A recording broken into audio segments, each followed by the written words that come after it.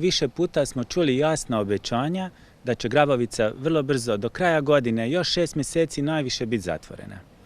U međuvremenu smo saznali da je čitavo vrijeme bilo grad Dubrovnik, bilo vodovod, bilo čistoća radila na tome da se Grabovici produži vijek trajanja i da se naravno nastavi izmiješani otpad iskrcavati na mjestu gdje su dokazane veze sa Omblom. Kako je dakle nekakva tvrtka koja je bila osumnjičena za kriminal u gradu Zagrebu, za aferu Suhi led, gdje je izvlačila 40 milijuna kuna s računa grada Zagreba, dobila posao od vodovoda?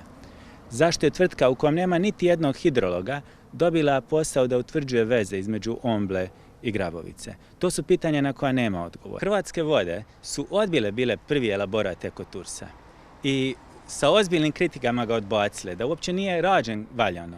Naravno, u trenutku kad Valentin Dujmović postaje potpredsjednik uprave Hrvatskih voda, onda se naravno dokument koji je nastao u vrijeme kao on bio predsjednik uprave vodovoda prihvaća kao valjan i znanstven, a naravno nije ni jedno ni drugo. Tko bi uzeo firmu koja se nalazi u postupku stečaja i platio joj i prije nego što je posao napravljen da time zapravo legalizira nastavak iskrcavanja izmiješanog smeća na Grabovici?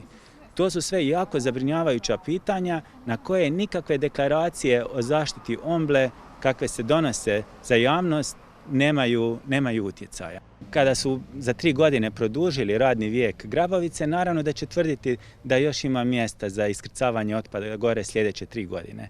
Nažalost, vodstva čistoće i tijekom vladavine Andra Vlahušića i sada Mata Frankovića na isti način servisiraju HDZ-ovu vlast u županiji.